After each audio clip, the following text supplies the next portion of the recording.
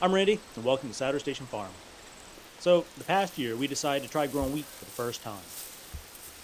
I really just wanted to experiment growing grains on a really small scale and just see how involved it really was. So, we started by roughing up the ground with our cultivator.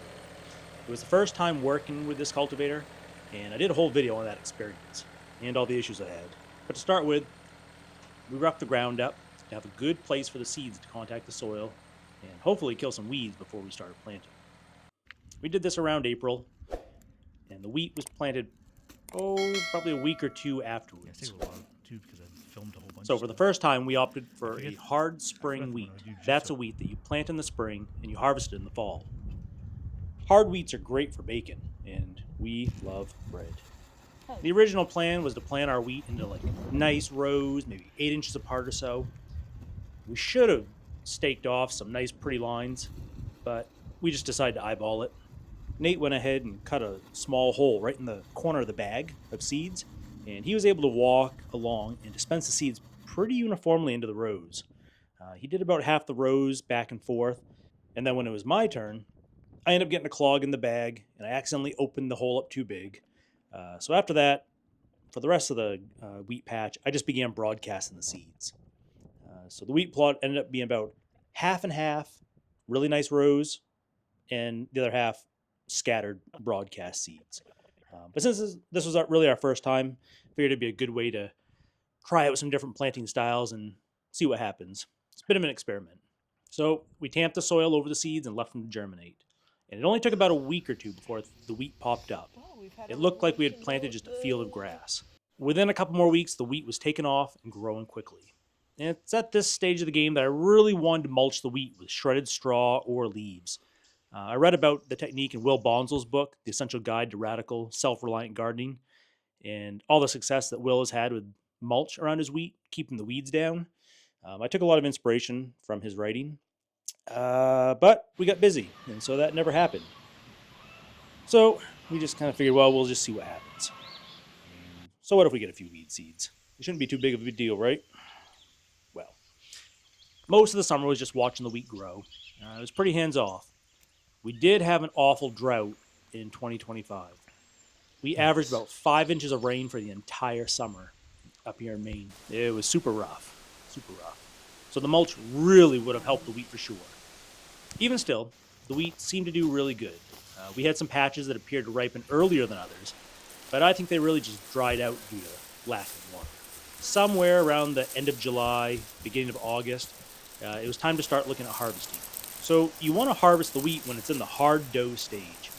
And that's a point when you can take a kernel of wheat and try to stab it with your fingernail. It should be hard and your fingernail just dents the wheat seed a little bit. And that's supposed to be the perfect stage. And then after you cut it down, it'll continue to cure and it'll go into the flint stage. However, if you leave the wheat on the stalk until it completely turns brown and dries right up, and it's in the flint stage, you run the risk of the seed heads shattering as you harvest it. And you lose all your wheat seed back into the ground. I think because things dried out so much, we actually harvested at the flint stage. We had such little water though, the husks were stuck tight to the seed heads and didn't come off at all while we were harvesting. Also, if you're looking for the correct harvest stage, the stalks will have turned from a nice shade of green, deep green, to a golden yellow stalk. But the harvest stage, you should have a little green left in the stems when the wheat is ready to harvest. We didn't do that. All of our wheat turned bone dry and turned yellow through and through before everything was able to be harvested. We didn't really appear to lose any seed, but I suspect the lack of water had a big part to do with it. Notes for next time or if you're trying this out. Overall, the 3 months it took of growing wheat was pretty easy and laid back. It didn't really take that much effort at all. Now comes the work, though, the harvest period. This is such a small scale, everything's being done by hand. We used a bunch of swords and machetes and knives to try and cut the wheat down. Sometimes a bad cut would pull up the stalks, roots and all, and that just made a super mess. Then we started getting dirt mixed in, so that was kind of tedious to mess with. A small hand grain sickle would have been the perfect tool, but we don't have one. What we ended up having to do is bend over, grab a handful of wheat at the stalk, cut it free, and then stack it in a pile. And that turned out to be super labor intensive. And it worked pretty good when the wheat was in rows, Nate's nice clean rows. But for everywhere where it was broadcast, where I seeded it, it was a nightmare. it was just a thick, tangled mess of weeds and straw. Dirt and wheat. It was just a mess. So then I switched over to the side that I use on the lawn. It took a little while to get used to the flow. The wheat straw is so much thicker than grass that it was hard to get great cuts. Plus, because we didn't mulch, there was a huge amount of weeds in between all the wheat. That turned out to be a massive headache. The greenery had to be removed from the wheat stalks so that things could dry properly. And overall, this part of the job was tedious. One big swipe, then picking up and stacking a small pile of grain, over and over again. A cradle on the scythe to catch the wheat would have been really nice, and I think they were much more common when wheat used to be harvested by hand, but we don't have one of those either. Overall, the harvest took several evenings and mornings just to get it all done, working an hour or two at a time. Our garden plot for the wheat was roughly 20 by 75 feet, just to give you a rough idea. After all the wheat and straw was harvested, I moved it all into the hoop house. The idea was to spread the bundles out on screens to dry further and continue ripening. But as it turns out, really, I don't think further ripening was really necessary, because everything was pretty well dried to the bone on the stalk. Again, this is our first time, so I have really no idea what I was looking at. Realistically, within just a few days of all the wheat being out on the screens, I noticed mice were starting to chew the wheat. So I quickly snapped all the heads of wheat off the straw and dropped all the little seed heads into big tubs, big plastic tubs, and then took that into the basement where the mice couldn't get to it. That alone took just a few hours. Probably around this time when I'm really starting to think about the hours and time I'm putting into the process of wheat, and spend a lot of time thinking about how much less work it is to grow things like potatoes, and how much I really, really love potatoes. Maybe more than bread. It's a tough call. Anyhow, with the wheat heads in the plastic tubs, the next step is getting the wheat berries separated from the hulls. That's called threshing. So traditionally, the wheat would be piled up on the floor, then the pile is beaten with a wooden flail. I made a couple flails out of some maple poles and 550 cord. It was super fun beating on the wheat, but it really wasn't productive. Some wheat seeds would pop free of the hulls, but most would stay intact. So then we tried rubbing the seed heads in our hands, and that worked okay for about 10 minutes. The seeds would separate much easier than trying to whack them with a stick, but it was going to take us hours and hours and hours to thresh wheat like this by hand. Days. Yeah, so we skipped that. So then on to the next step, our third try. I found some folks online that had built a mechanized flail that used chain, piece of rod, bucket, and a drill. And luckily, like all good farms, I had all the components sitting around. So I took a section of chain about the length of the diameter of the bucket is attached to a threaded rod with a couple nuts and washers. And the threaded rod is then tightened up in the drill's chuck. You drop a handful of wheat in the bucket, and a lid with a hole in the center goes on next. The lid just helps keep stuff from flying out. Then you place the chains down in the bucket, and I let it rip. And this worked amazing. It almost 100% separated the seeds from the hulls. In the bottom of the bucket was the wheat and the chaff. So I just poured this into another clean bucket for later winnowing. This little bucket test worked out pretty slick. The only problem, though, was that you could only fill the bucket about the quarter of the way up, though. Otherwise, the chains would get all bound up in the straw and it would get all bunged up. Also, any green grass at all, like those weeds that were a nightmare to cut through when we harvested, they'd wrap up around the chains like twine. I'd have to take the time to undo the knot and rat's nest of twiny green growth and straw. It's just like when you plunge a string trimmer into tall grass and it gets all wound around the head and becomes a mess. Same thing here. I actually broke the threaded rod several times due to all the stress.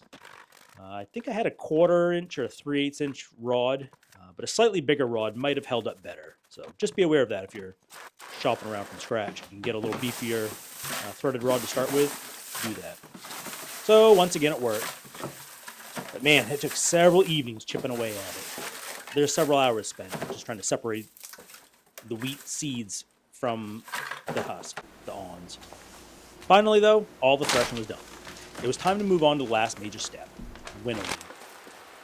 We need to separate the wheat from the chaff. And the chaff is all the residue that isn't a wheat seed, all the papery plant matter that surrounded the weed seeds. I set up inside the hoop house to work on this part of the project.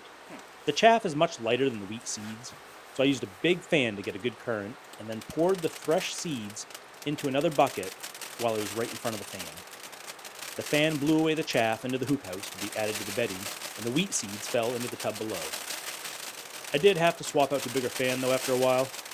There were some seeds still stuck in the seed heads here and there, so a little bit of hand threshing helped to dislodge them. I did have to swap out to a bigger fan after a while though. The little fan I was using worked pretty good, but it really wasn't pushing the chaff that far away. A bigger fan solved that problem. You don't want too big a fan though, because you don't want to blow your seeds past your collection bucket. So it's kind of a little balance there that you just got to play with to figure out. There were still some seeds stuck in the seed heads here and there. I think that had a lot to do with just being dry and the seed heads wrapping themselves around the seeds. They just dried right up. So a little bit of hand threshing, rubbing them in the hands, helped to dislodge those handful that were left over. The process went fairly well, not too bad, but it still took 4 or 5 hours to get all the wheat all cleaned up and pretty looking. Even then, there were still a couple little pieces here and there, but honestly, nothing that I'm worried about. And when I'm making a batch of bread, I can just pick those out. Overall, we ended up with almost 2 gallons worth of wheat seeds from 5 pounds planted. 5 pounds is probably about a quart. I don't remember what the final weights were exactly, but we just about doubled our yield from what we planted. And the yields could have been way better, I think, if we had mulched early on to retain moisture and combat weeds, and also maybe watered them since we were in such a drought. Plants really like water. And they really like mulch too. I'm actually a very big proponent of mulch in almost all my garden stuff. But, we got busy and it just didn't happen this time. So the planting and the growing parts of wheat were super fun and easy, relatively speaking. The harvesting process, though, that was long, it was tedious, that took forever. I just felt like I'd never be done with it.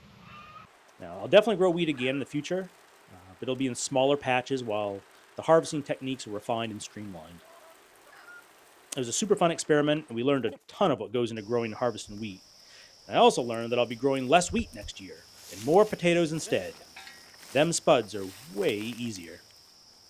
After all that being said, though, we wound up with fresh homegrown wheat ready to be milled into flour and made into bread. So, super cool. It's going to be super delicious. If you've been thinking about growing small-scale wheat in your home garden, hopefully you can learn something from our mistakes and adventures. I'd probably recommend starting small your first time and building up from there. I wish you the best of luck. Thanks, and see you guys next time.